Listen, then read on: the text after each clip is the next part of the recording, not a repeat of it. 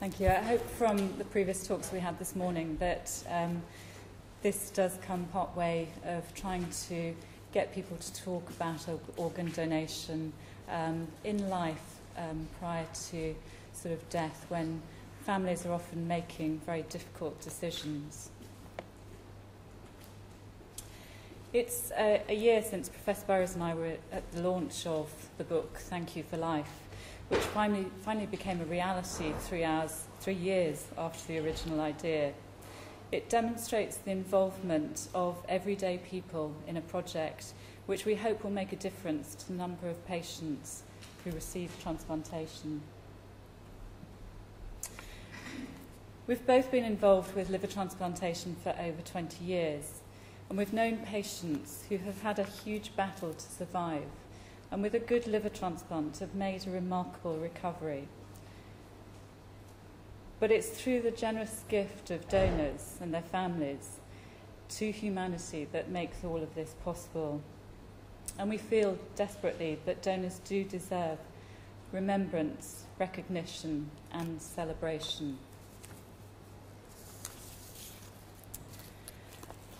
Why do we use the letters of our recipients to donors and their families? I think each one expresses a very personal thank you that could be generalised for those families who don't receive letters from their transplant patients. And that's often because the transplant patients find it very difficult to actually write those letters. They often feel that they're recovering, but it's also down to someone who has died. And although they've generously given the organs, they do feel sometimes an element of guilt. It also gives a fantastic picture of the results of transplantation from the transplant patients themselves, not from the health professionals who probably feel that we have to promote it anyway, and we promote it because we have a vested interest to transplant more patients. And we know how powerful these letters are. I think even 20 years post seeing the first letter, I still get moved by those letters that patients have written from the heart to the families of their donors, telling them maybe about what a difference the transplant has made to them and how very much they feel for the families. And I think the patients themselves have permission to write to those patients and express their feelings of understanding of what the donors are going through or the donor families are going through. I don't think there's one patient on the liver transplant waiting list who hasn't at some point felt, what would happen to my family if I die whilst I'm on the waiting list? It's also the first time that a book such as this has been done anywhere in the world, and we felt that hopefully the impact of that would have great resonance on both organ donation and the importance of transplantation. Why the book? We felt that it was a very tangible book that could be sort of given to people, discussed. It could just be picked up and an occasional letter read. And we felt that it was permanent, it continued. It wasn't surrounding transplant or donor days or weeks. It wasn't about special campaigns. And it was a personal decision to pick up that book and have a look at it and read it and discuss it. We also felt that it was a great educational tool to the general public. And that's part of the reason we want it very widely available to anyone. We hope to get it into GP surgeries, hospitals, schools in particular. I think, as Helen has commented, children take transplantation as easily as man going to the moon. They accept it, they understand it, and they're very happy to discuss it openly and honestly with each other, and often can't see the reason not to offer organs for transplantation. And it's also the children that go home to speak to the parents and get the parents talking about not only the child's wish, but also the parents' wish as well, and discussing what their option would be and the decision would be in the event of one of their family members being in the situation, which is quite rare, I have to say, where they have to consider organ donation. We also would like the book to be sort of used by places of worship. As Natalie said, there's no religion that's against organ donation, but it is often down to those religious leaders to actually guide their community to actually agree to things like organ donation and to let them know that it is something that is suitable for them. We also hope that it would facilitate the decision on organ donation. I know that there are books in many ITU relatives' rooms, not to convince them that they have to go ahead with it, but just so that they can pick it up and see what a difference organ donation does make to patients who need transplants. And that if their relative is in the intensive care unit and if the subject of organ donation does come up, that it may be that just one letter that actually helps them make that decision. And I know it's also being used by the donor coordinators and special nurses in organ donation for education, both in hospitals and outside of the hospitals, again, to raise awareness and to get people talking. And it's also a thank you to the families and the donors in recognition of this amazing gift to humanity. And particularly to those families who don't receive letters, to understand and know what it means to have a transplant and how grateful those patients are. So how is it done? Well, I've always had photocopies of many of the letters that were written by our patients, generally and mainly so that if they were lost in transit to the donor coordinators, who then pass the letters on to the families, that we would have a copy, and so we could actually give the family or give the patient that letter to be able to transcribe again if it was lost in the post. We also obviously know a lot of the recipient and donor coordinators, so we have all their contact numbers, so that made it easier as well. The initial stages were to write to a lot of our transplant patients and ask for their consent to publish what was very personal letters to the families of their donors. And the majority of these patients were readily happy to actually give their consent. I think there was only probably one or two who had their concerns. From there, the letters that we had consents from the transplant patients, we then, through the donor coordinators, contacted the families of their donors to see whether they would also be happy to have these letters published. The problems we came up against there was that some of our patients were 10, 20 years post-transplant, and some of the families had moved on. And that was the major problem that we had, with actually contacting the families of the donors. But those families that were contacted, again, most of them wrote back and said that they were happy to give consent. And also a lot of them not only gave their consent, but wrote very encouraging comments on the consent form to say that they felt that this was a very good idea and fully supported it. The Department of Health gave us a limited grant, and they were very keen on the idea and felt that it would be very useful for promotion of organ donation. NHSBT stated that they did have a wish for a book such as this, and also wanted to have some form of donor recognition, and had been looking into that. And also, obviously the donor coordinators are employed by NHSBT, and without their help, we wouldn't have been able to get this done. The Royal College of Physicians were amazing at their support in the book. They helped publish and edit the book. They took our ideas on board, and they've also been very enthusiastic and key in getting the book promoted both nationally and internationally, which has been sort of quite amazing.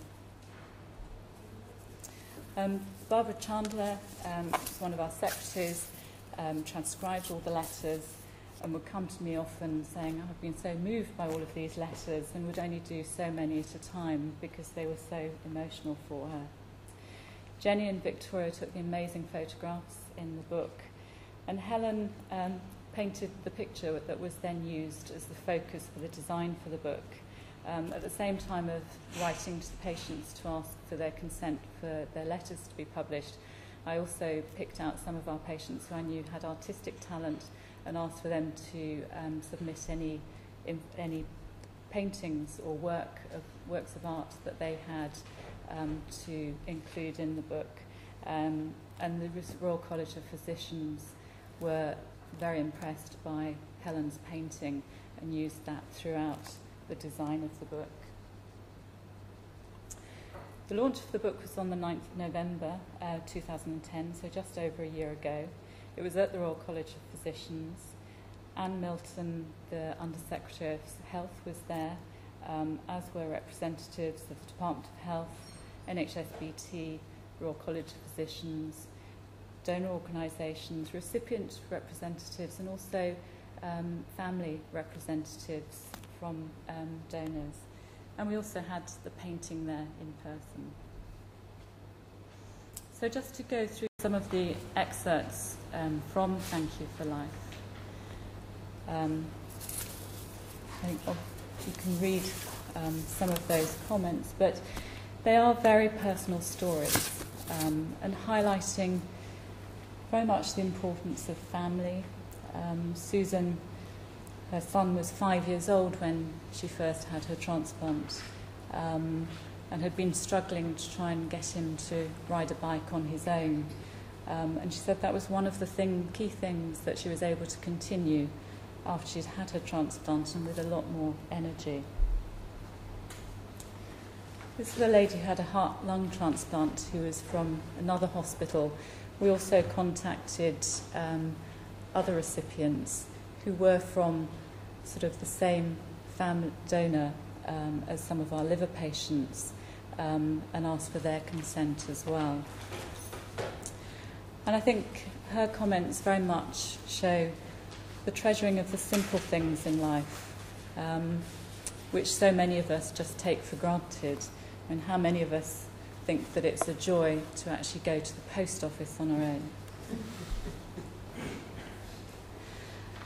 And also restoring someone's health and pride. As you can see, Steve was sort of suffering from illness. He'd been on benefits. He had also got an 11-month-old child, which, although it's not mentioned here, he said he had a very hard time trying to bond with that child because he kept thinking he may not be here to see it grow up, and he didn't want the child to become too attached to him, just in case he wasn't here to see that child grow up and have the attachments. This family, Mark, he received a kidney transplant. Again, not one of our patients, but the family of his donor received letters from Mark's parents, grandparents, and his sister, Sarah. So I'm sure they were thrilled with that. And it shows how much, organ donation can preserve families as well.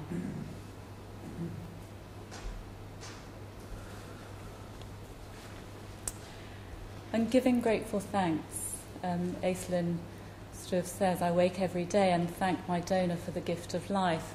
And that's not an unusual comment. When you read through the letters, so many of the letters say, I think about that person every day. And I think that's the reality. They don't just say that. It's something that they do think about and give thanks for each day.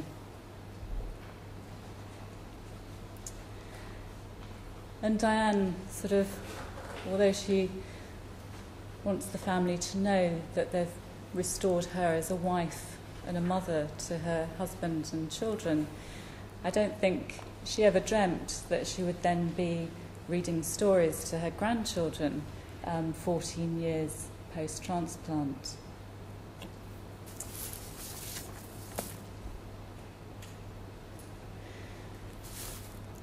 Lloyd is a gentleman who attended the launch of the book, and he admits that donating his sister's organs has given him great comfort sort of throughout the years following her donation. She was a 29-year-old girl, and he has campaigned relentlessly, really, to try and encourage people to think about organ donation, to discuss it. He goes to sort of shopping centres and gives information out about organ donation and tries to talk to people so that their wishes can be carried out at the time of death, and also to make it easier on the family. So where does the book go next? We're welcome to any ideas from anyone. We are arranging a meeting for a one-year post-launch for the book to see whether the book has been beneficial for NHSBT, whether we can improve on that. One of my thoughts is that a copy of the book should be at each blood donation session. People who give blood are almost more likely to consent to organ donation as well. But the book may make a difference just reading whilst they have their cup of tea after their donation. We want to sell it. We want to get the book out into the community and into all communities. It's a non-profit making book in that all of the profits that come from the book go back into publishing and printing more of the books to get out to the wider community.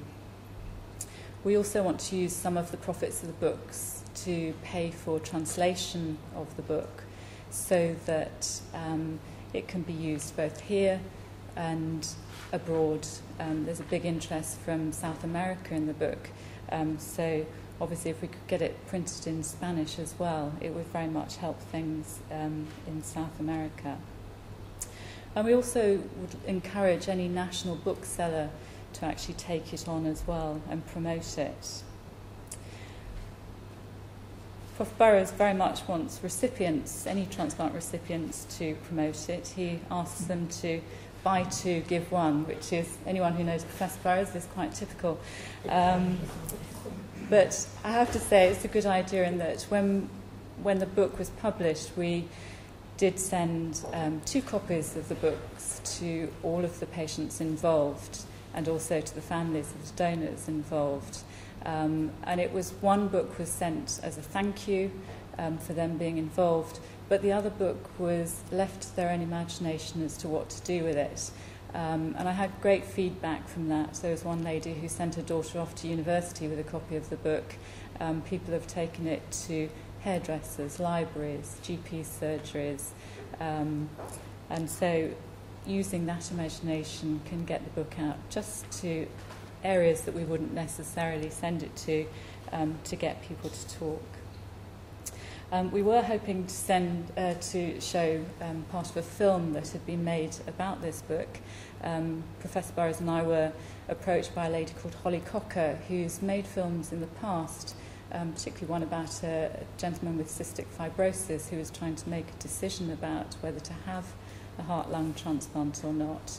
And she very much wanted to sort of use this book to tell people's stories and to film them, produce it into a short documentary, and again, to be able to get it out onto YouTube, any video clip, and maybe radio broadcasts where people could read out the letters and get people's hearts and minds working together. What could be next? National remembrance, recognition and celebration of donors and their families. Again, this was an idea that was launched by Professor Burrows to all of us on the day of the launch of the book. And he felt that we should have a monument and suggested the 4th plinth in Trafalgar Square, which he didn't realise the significance at the time, but in fact Trafalgar Square is a place for unknown heroes, and so it seemed to be the perfect choice to have a sculpture or something in remembrance to what we could say is our 20th and 21st century heroes. There's no issue of age, gender, social status or ethnicity or faith which could sort of have the politically correct people saying that it shouldn't be there. And it's also a universal message of human endeavour. Anne Milton was there, obviously, and so she was put on the spot by Professor Burrows, who admitted that it was a very good idea and worth pursuing. But I have to say she has contacted Boris Johnson since. The plinth is booked up for 2012-2013, and we're not clear whether there are plans for after 2013. And we may need at some point to get signatures on a petition to actually try and encourage them to think about that. We might have to raise money to help promote this. But it could be that, one of Helen's ideas is that there could be a competition. She's got lots of contacts in the art world, and there could be a competition to actually design a sculpture or something to be put on the plinth, which would serve as a national monument. And it would be the first time in the world where a country has had a national monument to donors and their families. The recipients tell us, and Thank You for Life, that transplantation is about people and not organs. And the stories tell us that donation is about people and not organs. And what we hope is that people do talk about organ donation. Having worked in ITU many years ago, it's the most difficult decision a family can make at the bedside of someone who's either brainstem dead or they're planning to withdraw treatment from. If the family have discussed it beforehand, then all that the family have to do at that time is to consider the person's wishes and go along and agree with organ donation if that was that person's wishes. They're just carrying out their wishes, and it makes it much easier on the family. So thank you.